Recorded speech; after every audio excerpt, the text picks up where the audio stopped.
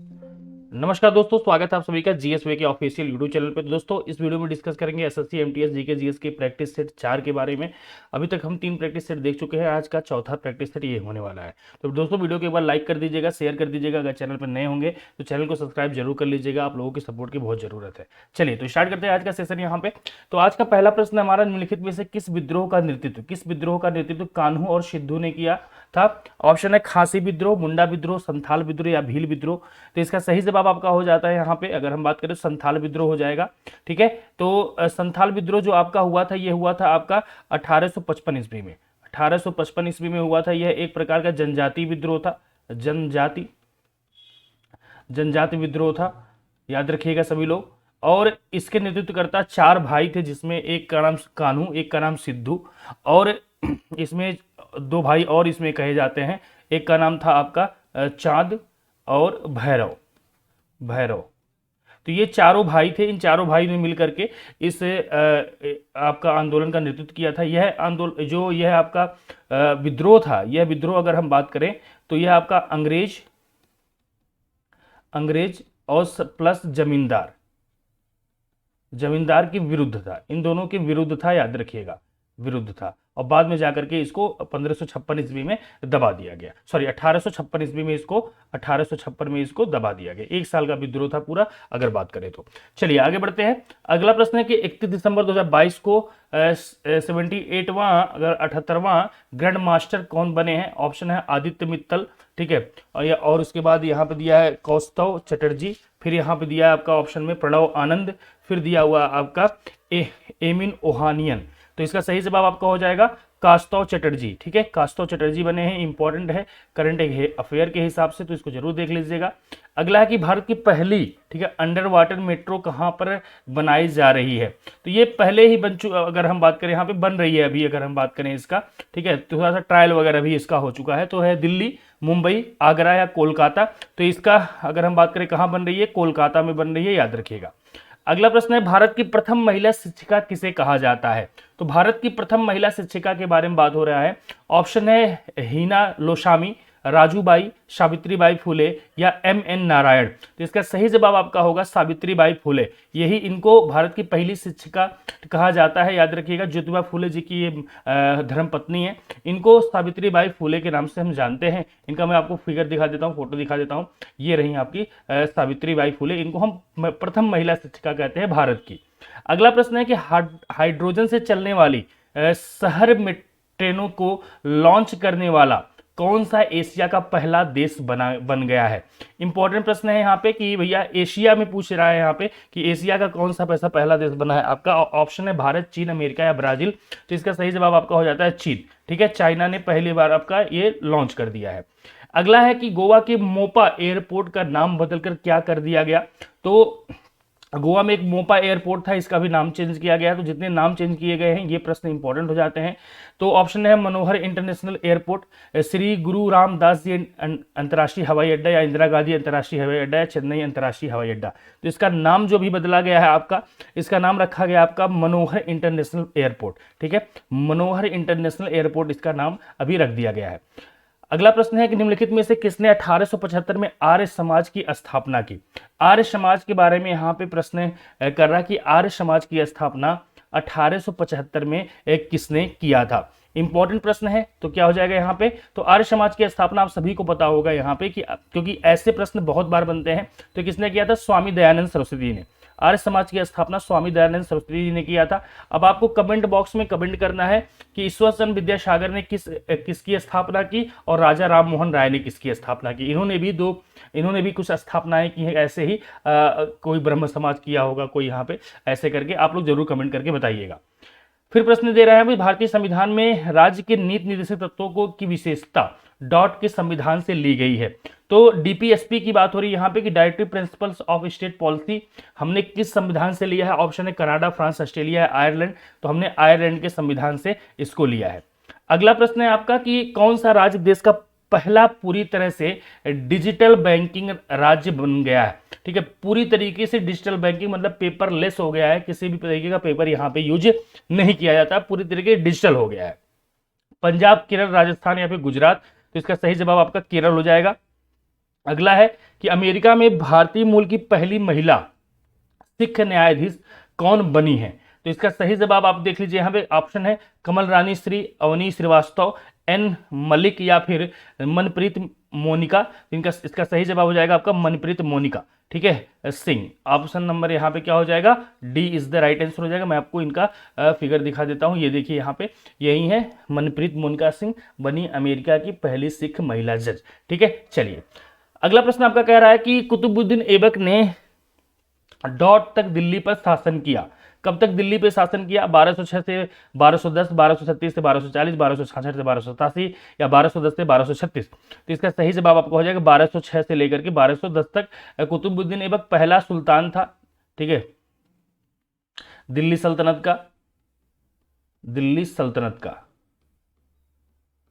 और इसने क्या गुलाम वंश की नींव रखी थी?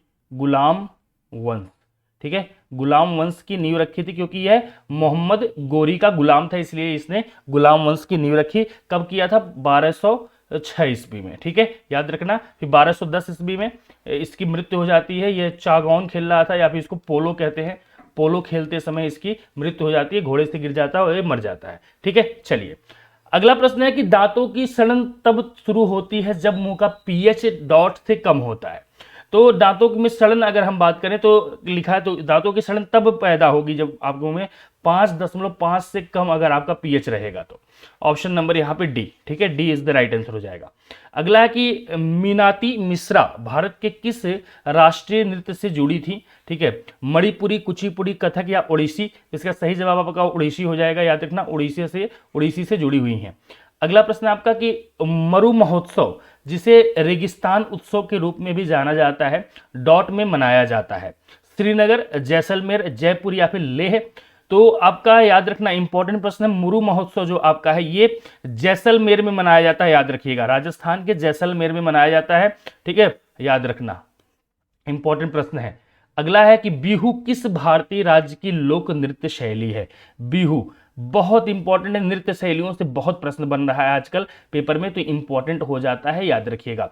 महाराष्ट्र, कर्नाटक, असम या फिर बिहार। तो बिहू आपका कहां से हो जाएगा भैया? असम की है, बहुत बढ़िया, ठीक है, असम की हो जाएगी। चलिए अगला प्रश्न है कि हेनले पासपोर्ट इंडेक्स के अनुसार जनवरी 2023 में कौन सा देश शीर्ष पे रहा? तो जनवरी में यह रिपोर्ट आई थी आपकी, ठीक है, जिसको हम बोलते हैं यहाँ पे हेनले पासपोर्ट इंडेक्स।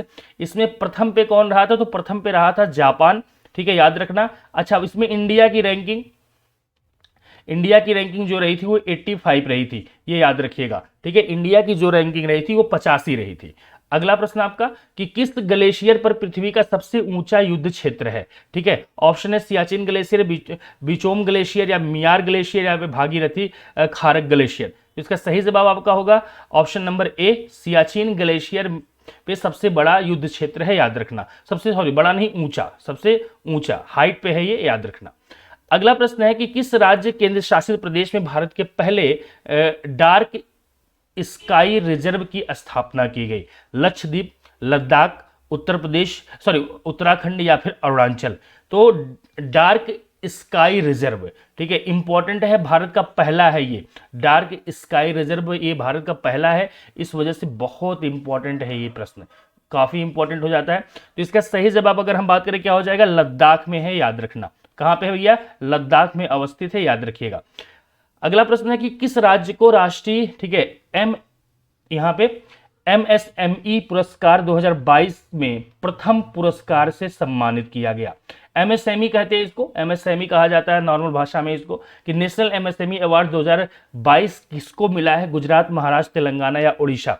तो ये आपका गया है इस बार उड़ीसा को, याद रखिएगा, इंपॉर्टेंट प्रश्न है, ध्यान से देख लीजिएगा, 2022 वाला, ठीक है। चलिए अगला प्रश्न यहाँ पे है, निम्नलिखित प्रसिद्ध हस्तियों में द रोड अहेड, ठीक है, किसकी आत्मकथा है? The road ahead. ऑप्शन है Jeff Bezos, Elon Musk, Bill Gates या फिर क्रिस्टियानो रोनाल्डो। तो इसका सही जवाब आपका क्या हो जाएगा? इसका सही जवाब आपका बिल गेट्स की है ये, ठीक है, बिल गेट्स की, इंपॉर्टेंट है। अगला है कि 1 जून 2022 को भारत एवं बांग्लादेश के बीच कौन सी ट्रेन चलाई गई? डेट याद रखिएगा, 1 जून को चलाई गई थी आपकी ये ट्रेन, ठीक है, ऑप्शन दिया बांग्लादेश और इसके बीच में आपका ट्रेन चलाई गई थी समझौता एक्सप्रेस, मैत्री एक्सप्रेस, बंधन एक्सप्रेस या मिताली एक्सप्रेस। तो वो चलाई गई आपकी मिताली एक्सप्रेस चलाई गई है, याद रखना मिताली एक्सप्रेस। मैं आपको दिखाता हूँ, ये है, ये ट्रेन रही है वो जो चलाई गई है, ठीक है, मिताली एक्सप्रेस जिसको हम कहते हैं। कहाँ कहाँ चले, बांग्लादेश की, भारत और बांग्लादेश के बीच में ये चलाई गई है। ठीक, चलिए कमेंट बॉक्स में कमेंट करेंगे कि भारत और बांग्लादेश के बीच में और कौन कौन सी ट्रेनें चलती हैं, आप लोग कमेंट बॉक्स में जरूर कमेंट करिएगा। अगला है कि राज्य किसी भी नागरिक के साथ धर्म, मूल, जाति, लिंग, जन्म स्थान या इसमें से किसी के आधार पर कोई भेदभाव नहीं करेगा। यह किस अनुच्छेद में दिया गया है? आर्टिकल 14 की अगर हम बात करें, आप सभी को पता है इसमें इक्वलिटी बिफोर लॉ है आपका, ठीक है, याद रखिएगा, मतलब विधि के समक्ष समानता है, ठीक है। और फिर आर्टिकल 19 में वाक एवं अभिव्यक्ति की स्वतंत्रता है, अभिव्यक्ति। और साथ ही साथ अगर बात करें आर्टिकल 15 ही यहाँ पे सही जवाब होगा, इसमें आपका दिया गया धर्म, मूल, वंश, जाति, लिंग या जन्म स्थान के आधार पे कोई भी भेदभाव नहीं होगा, ठीक है। आर्टिकल 23 में अगर हम बात करें यहाँ पे, तो आर्टिकल 23 भी काफी इंपॉर्टेंट है, ठीक है। यहाँ पे मानव दुर्व्यापार और बलात्श्रम, ठीक है, बलात्श्रम एवं मानव, ठीक है, दुर्व्यापार, ठीक है, मानव दुर्व्यापार से संबंधित यहाँ पे आर्टिकल दिया गया है, ठीक है। चलिए अगला प्रश्न है कि भारतीय संविधान के अनुच्छेद 30 में किन अल्पसंख्यकों का उल्लेख है? तो आर्टिकल 30 की बात हो रही है, अनुच्छेद 30 में यहाँ पे भाषाई और धार्मिक, ठीक है, भाषाई और धार्मिक आधार पर यहाँ पे चर्चा किया गया है, याद रखिएगा। चलिए आगे बढ़ते हैं। अगला है कि 2011 की जनगणना के अनुसार भारत के किस राज्य की साक्षरता दर सबसे कम है? तो सबसे साक्षरता दर एकदम किसकी है? बिहार की। बिहार की सबसे कम साक्षरता दर है। सबसे अधिक अगर आपसे पूछे तो क्या हो जाएगा यहाँ पे? केरल हो जाएगा, ठीक है, याद रखिएगा। अगला प्रश्न है आपका, निम्नलिखित में से कौन सा एल रूट सर्वर प्राप्त करने वाला देश का पहला राज्य बना है? एल रूट सर्वर, याद रखना, प्रश्न बहुत इंपॉर्टेंट है, ठीक है, पेपर के अकॉर्डिंग बहुत इंपॉर्टेंट प्रश्न है, ध्यान रखिएगा। तो यहाँ पे महाराष्ट्र, आंध्र प्रदेश, राजस्थान या फिर कर्नाटक, तो इसका सही जवाब आपका हो जाएगा राजस्थान, ठीक है, याद रखना। तो चलिए आज की वीडियो हमारी यहीं पे समाप्त होती है। उम्मीद करते हैं आप सभी को बेटा वीडियो बहुत पसंद आई होगी। एक बार अगर वीडियो को पसंद आई हो तो लाइक जरूर करिएगा, शेयर करिएगा। अगर चैनल पे आप लोग नए होंगे दोस्तों तो चैनल को सब्सक्राइब जरूर कर लीजिएगा, और आप लोग सब्सक्राइब जरूर करा करिए चैनल को, क्योंकि आपके सपोर्ट की बहुत ज़रूरत है, ठीक है। तो चलते हैं, फिर मिलते हैं आपको नए वीडियो में इसके चौथे पार्ट में। तब तक के लिए नमस्कार, bye bye, take care, good night.